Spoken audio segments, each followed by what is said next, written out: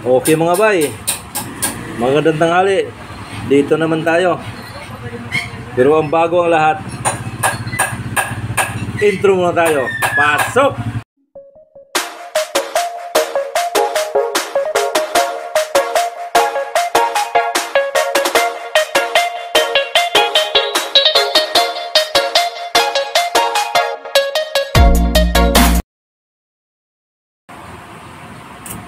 Ito yung ating dugtong ng ating unang vlog. Yung hub kasi na ikakabit natin, maluwag na yung lagayan ng bearing. Kaya pinaisliban ko na. Ayan, nagawa na to. Bago, nagpagawa na rin ako ng axle. Alam nyo kung anong pinagawa kong axle? Shock ng Wave 125 o kaya Wave 100. Pinabawasan ko lang ng 1mm. At saka pinalagyan ko ng nut sa dulo. Ayan. Ngayon, magagawa ko ng sa dulo, stopper niya para pag hinigpit mo, good siya. Okay, gagawa muna tayo para sa ating tuloy-tuloy na project. Goods na goods yan, Ito mga bay, kunting tips naman tayo uli para dun sa nagko-convert ng swing arm ng production. Siyempre mahal naman ng axle kasi nito Ang gagawin nyo, may mga sira naman kayong shock dyan ng XRM o kaya Wave 125 kasi 26 naman ang nun diameter. Pabawasan mo lang ng 1mm, palagyan mo ng nut sa likod bago pag may ganito kayo ng pag may ganito kayo ng tambucho, welding nyo sa dulo. Titignan natin anong resulta nito mamaya. Okay, natapos din natin yung ating rear axle. Ayan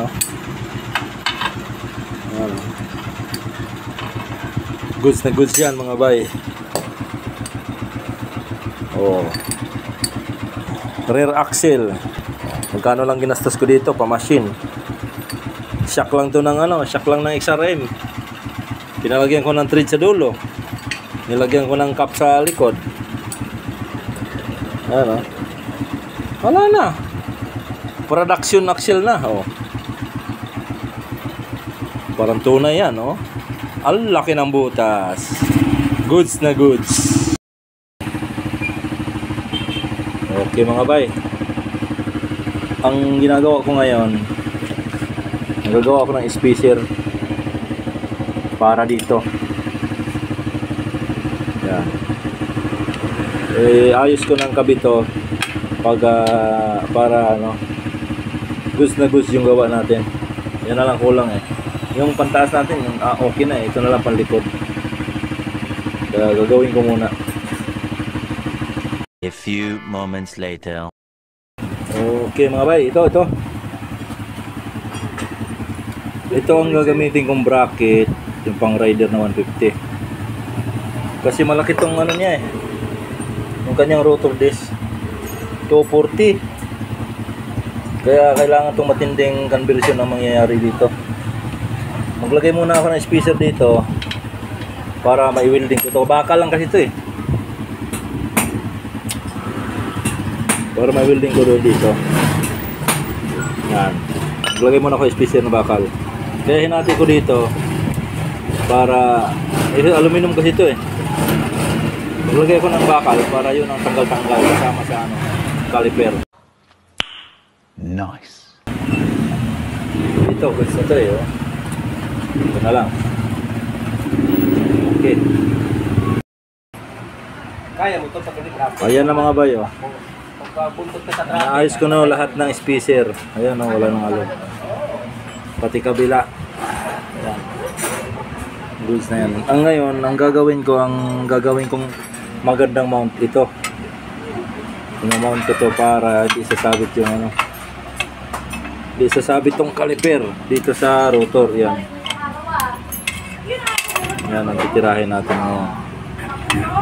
Pang Raider 150 lang to. Makikita natin to kung anong magandang diskarte nito mamaya pag matapos na. Yan. Okay na yan.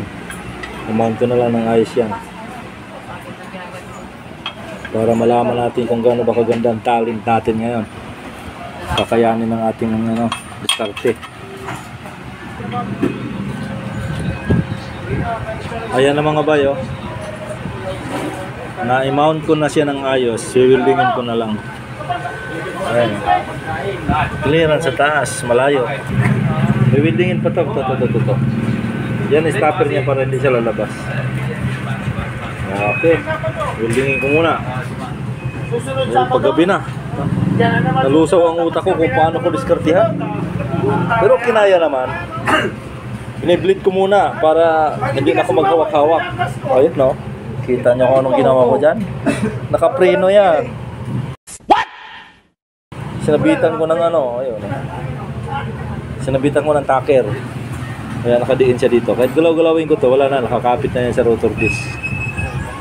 Okay, ispatan ko muna para mamaya ikot-ikotin natin kung goods na. Ayan na mga bayo, na-spot ko na. Pati dito. Para hindi ako nakailaw. Ayan, na-spot ko na. Ngayon, tanggalin ko yung pagkakapreno. Para matry natin ng Ang dami kong sabit dyan. 1, 2. Oh.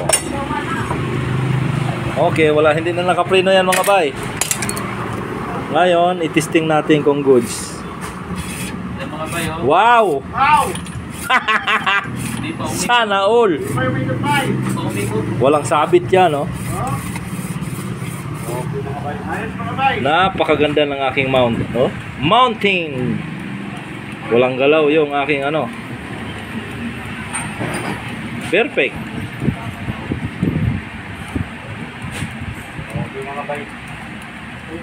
Goods. I am happy. Very happy. Goods. Okay.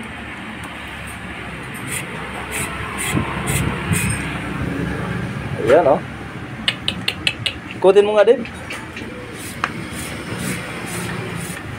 Yan, inaanak yan. Inaanak yan, dumalin yan, ha. Siyempre may tunog yan dahil bago yung rotor disc, bago yung caliper. Ang baba na lang ng laro mga bayo. Yan na. Ay, ikot pa ba din? Ay, hindi pala naikot. Walang hiya naman. Hindi pala Nakapreno Hindi pala naikot pag nakapreno.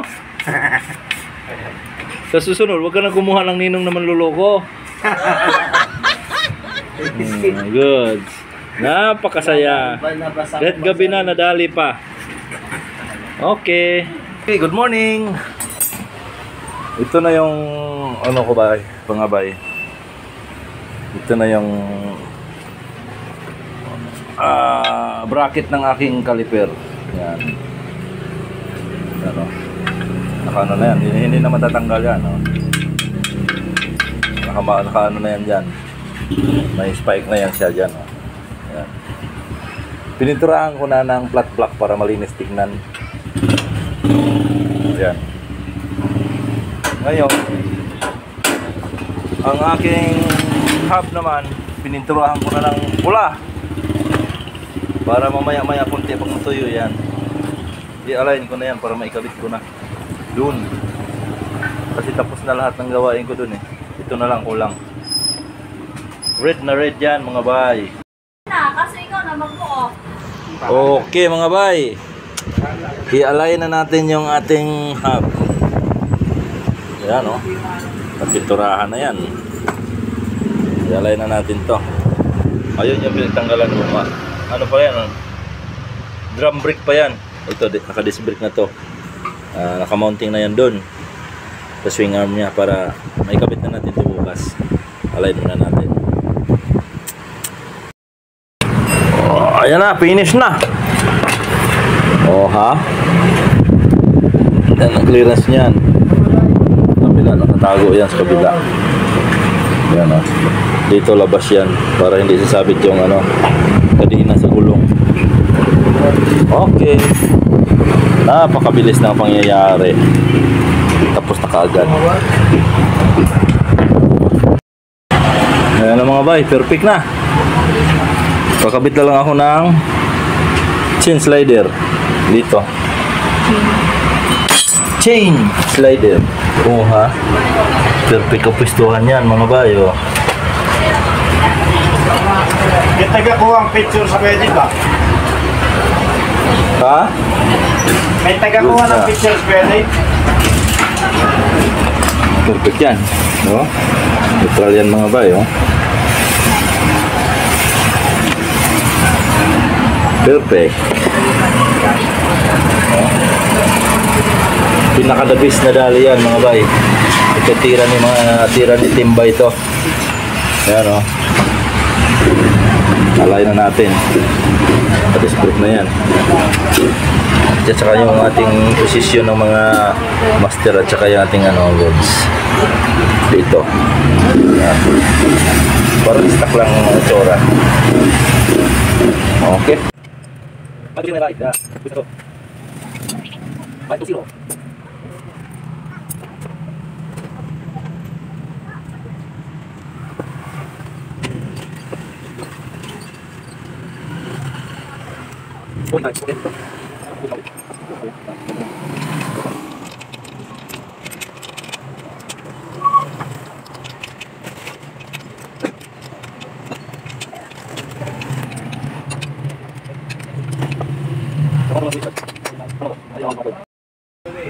Ay nako mga bay, natapos din. Ikutin mo nga Brad Bets. Naku. Tingnan natin kung smooth talaga siya. Smooth na smooth yan, gawang bayan eh. Oh. Okay na. Yan. Kapit na kapit na yan. Okay, di ba? Tiwala lang mga bay. Bago pati yung ano. At saka yung ano niya, sprocket, tsara 14, 520. Ayan, 42 sa likod. Diba? Goods na. Ang gagawin ko ngayon, ibalik ko yung mga airbox. Mga bayo. Yan yung ano niya pag malayo. So, okay. Napakaganda ng pagka-angle ng swing arm. Napakagaling talaga. Yun oh. Yun oh. Babalik ko na lang airbox niyan at saka tangke. Wala na. Clearings. Oh, balik na yan. Goods na yan. Magandang hapon mga bay. Ayan na yung natin. Nakapos na. Kinalikot na ng may-ari yung mga ibang wiring kasi hindi ko na ibalik lahat sa ayos. Ayan na. Kompleto na. Balik na sa stock. Okay na mga bay. Oh, tropa mo to. Ayan yung baterya, naipat ko na dyan yung baterya. Wala na siya mapaglagyan eh kasi kinating yung lagayan ng baterya. Kasi inangkin ng tangke ng shock. Yan yung gawa nating axle ha. Ganda yan. Ha? Dito na yan, no? Parang wala nangyari, stuck pa rin. So, diyan ka mamangha sa gawa ng preno.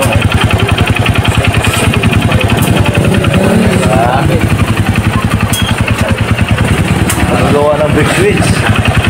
Ano yan? CRN250 ang design yan, boy. Okay na. Ready to pick up na to. At dito magtatapos yung ating parto ng ating vlog natin. Dahil tapos na ang lahat, nagpicture muna kami sa may-ari ng motor na ginawa ko. Si Bro Ezekiel Marpiga Ora. Shout out sa'yo bro. Follow and subscribe at pakipindot na rin sa notification bell para sa mga panibago nating mga videos. Thank you for watching mga bay.